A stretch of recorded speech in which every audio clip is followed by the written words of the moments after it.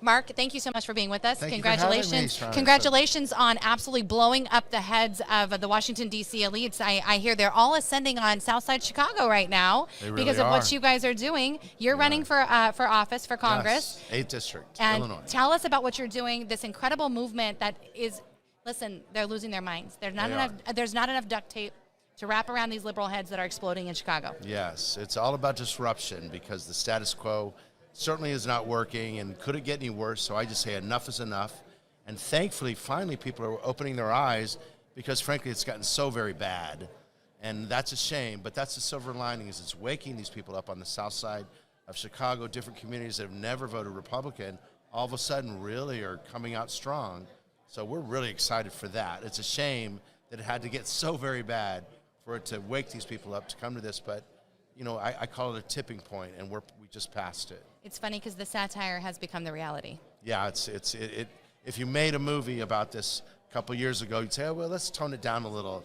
That's too ridiculous. People will never believe that. Right. But it's gotten that very bad. It's unbelievable. So tell me a little bit about why you decided to run for Congress, and then I do want to talk a little bit more about these Democrats who are realizing the Democrat Party no longer represents them and their values. Why did you decide to run for Congress? I know it's crazy, but you have a lot going on. It's a big step to decide you're going to go and spend time in the swamps with the elite over there. Well, we're there right now. We're literally here in Washington, D.C. right now. Right, we're in the middle of the cesspool, right?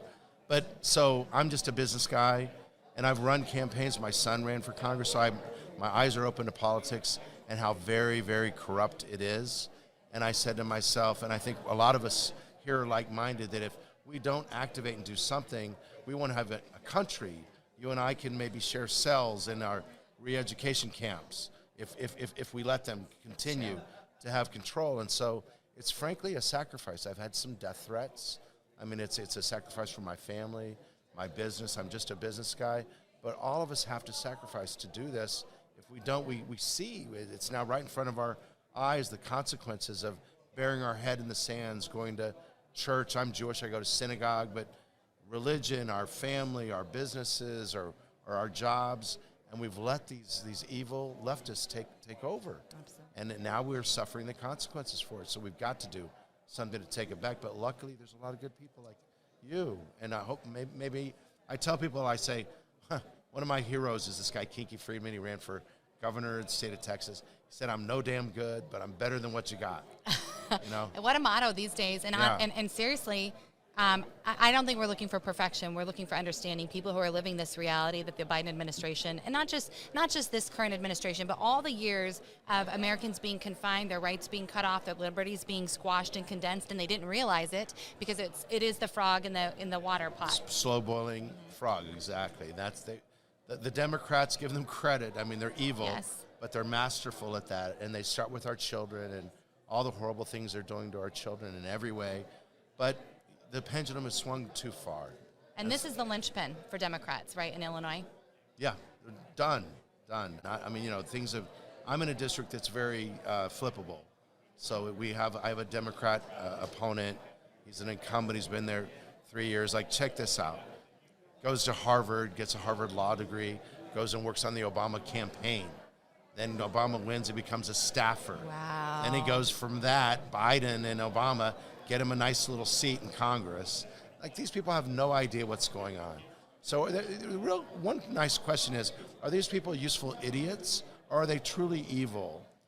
And I think it's a combination of a little of both. And my guy's bought and paid for. He's got $15 million. He's the third highest, has the third highest amount of money of any congressman, and it's all, who knows where it comes from? Probably China, Russia, everybody who does not share our values and our interests. The thing about it is, though, is you have the people. Your race is really important. This is a flippable area. Yes, it certainly is. And it's been Republican, Democrat about half the time over the last 20, 30 years. So there's some common sense obviously happening there. Not a lot. We're fighting that too. There's still a lot of leftists, even in our own party. It's almost harder. It's almost harder with the establishment. Those who've been around for a long time, they feel like they've got to protect what they have. They do. They're scared of new blood. They're scared of new people. Oh yeah, we're a threat to them.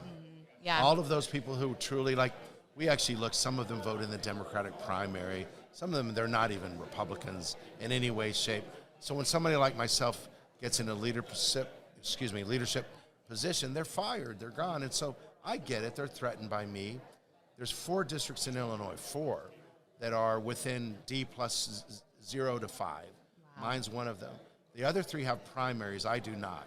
I've been in this long enough to figure out that's useless for Republicans to eat each other up. So I found other places for my opponents, I had 2 of them.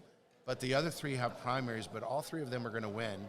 And all 4 of us are working together. I'm kind of the leader in the 4 districts that are D plus 1 to D plus 5.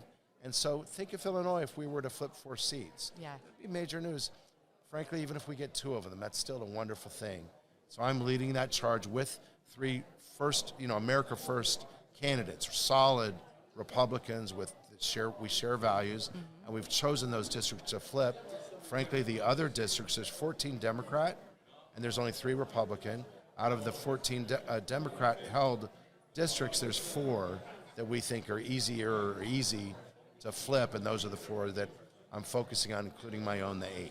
Well, that's what it takes. So we definitely have to collaborate and work together. Yep. I want people to know where they can find you, follow you, support your campaign. Oh, that's sweet of you. Thank Please. you. I'm Mark. My name is Mark Rice.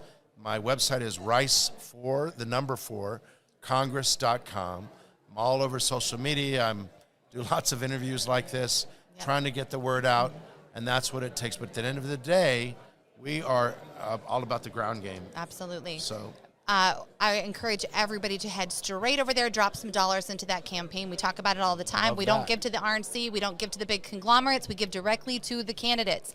They know where they need to spend their money. They are personally held accountable. Please go to it's rice4congress.com. Yes. Go drop some dollars in there. And I actually think it'd be a good idea. Get on the monthly plan. Be a monthly contributor. Yeah, we have 10 months. It. Be a monthly contributor. That is massive. It helps a candidate to figure out how much money they're going to have to spend, where they're trying to decide where the best use of that dollar goes. So please go and do and contribute. This is what we have to do. Amen. We don't have a George Soros. Amen. We can That's not right. go out for a couple of meals, guys, and put our money where our mouth is. Mark Rice, thank you so much I'll for have to running. do it. Thank you for Historic everything you're things doing. happening in Illinois. They've had enough. Appreciate you. It's fun to make change.